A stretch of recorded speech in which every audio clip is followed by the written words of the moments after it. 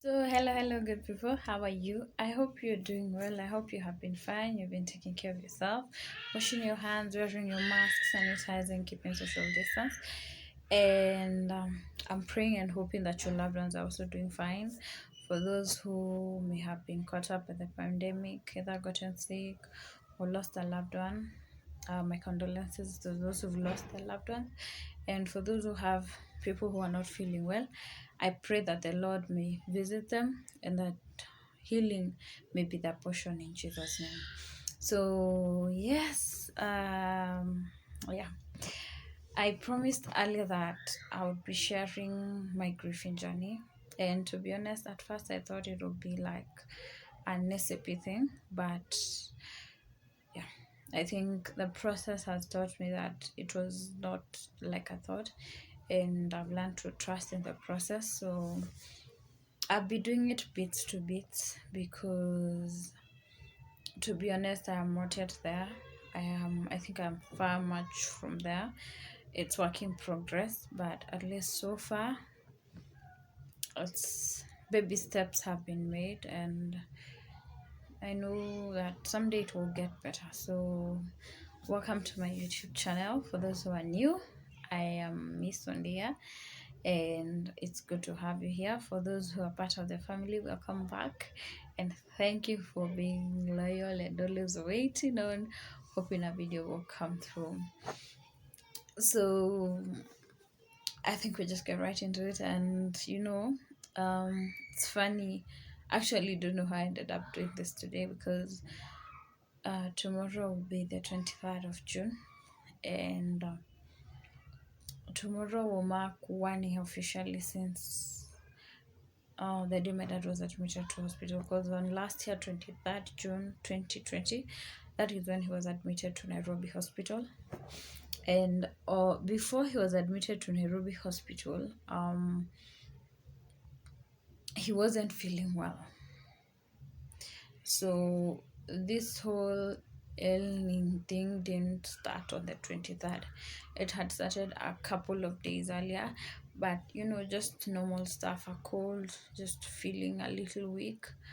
I remember even some of his friends came to check him over, and he wasn't badly off. Okay, so sugar levels had a bit risen, but I wouldn't say it was okay. By then, before 23rd, there was no cause of alarm, I would say that. And so on the 23rd, he was admitted, and that is when the journey began, his ailing journey. And I think for today, let me just, I don't know, talk a little on that. For me, to even find out what exactly he was ailing for was a shock, because if there's anyone around me who had been so careful, like really, really careful, extra careful with this whole pandemic, was my father. My dad was extra cautious, and anyone who'd been around my dad, even his work colleagues, can tell you, among them all, the one person who was very and thorough to being cautious was my dad. And my dad just didn't mess around. Even I remember there's a day he gave me a lift, and I was going somewhere to run my runs, and he sanitized the seat before I started, and I started laughing. I was like, sasa mimi corona tatoa wapi? And he's like, you just don't know, you need to be careful. So for him, he was that careful. He had sanitizers every time he washed his hands. He always had a mask on, always. And he only left the house when it was necessary for him to be out, but no other times he was just home, just doing his things around. He worked from home if there was no need of being out there. So it was a shock, but I guess let's say God knows why it went that way. And so after a long time of being in the hospital, on the 26th of July, that is 2020, my dad went to be with the Lord on that Sunday morning. And that's when this whole grieving journey began. And wow, it was I remember that morning. Just seeing everyone, people would pop up in the house. And I remember I woke up at around 6. As I had earlier mentioned, there was a friend of mine who was staying with us. Her name is Ivy. And she woke up pretty early. And when she came to my room, I asked her why she was up so early. And I told her to go back to bed. She told me she was up early because there were so many people in the house. And I asked her, which people? And, she started mentioning names. And to be honest, when I started getting some names, then my spirit told me that all was not well. Because, for me, okay, there are those people who people visited. I remember most especially when my dad immediately was taken to the ICU. So his friends started coming over. People came over for prayers. People started visiting, but there are those kind of people who you didn't expect. On an early morning of around 6 o'clock, to just wake up and realize that your place is full, and not just full, but the people you hear around, it's quite early. If it was something like from 10 or 9, that's a bit normal, but as early as 6 to be having guests, then honestly that was just beyond. So it took a while before they told us. And at some point, my spirit told me that he was gone. I could feel it in my spirit that that was no more. And it was, I don't know, I I hoped that was not true. I hoped it was, you're even like, your roho ya kifo ishindwe, because it's something you're thinking to yourself. So I didn't even want to, tell anybody, this is what I am thinking, because you don't know how someone else will take it. Mtu anaweza, someone may just say, maybe she wants her dad today, but it's not that. You just can feel that it's not okay. So on the 30th of July 2020, we laid my dad to rest at PCA Dhokoto, or Church of the Torch, the cemetery next there for the reverends of the PCA church, which was his wish. And that was a great honor. And now life began. That day when they said ash to ash, dust to dust, and we threw that sand in and watched the coffin go down, life actually set in. It began. So reality was supposed to hit in. And that's when you realize, actually, wow, it was true.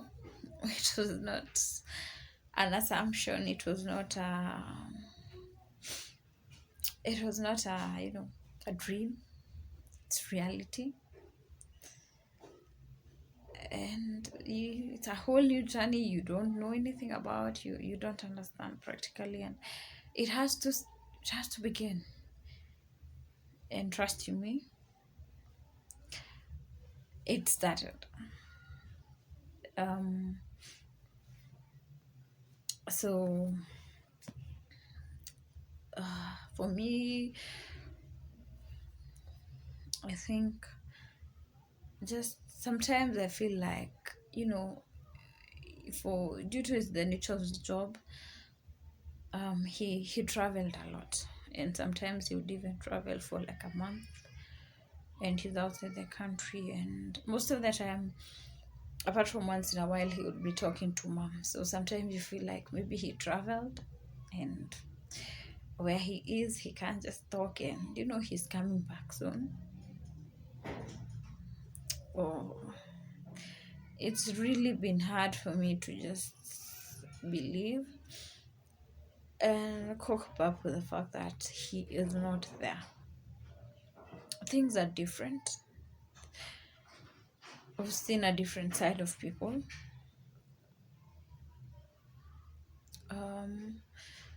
Life has changed because,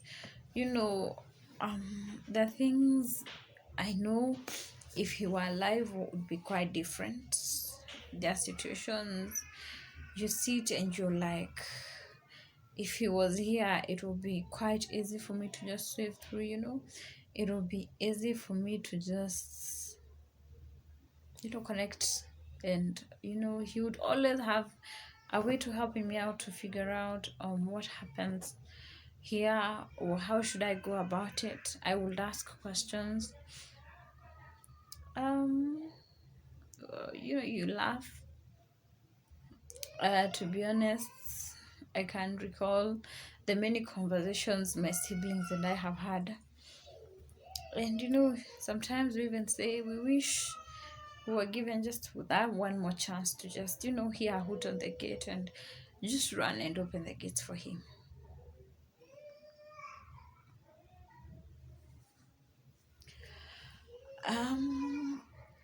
Sometimes,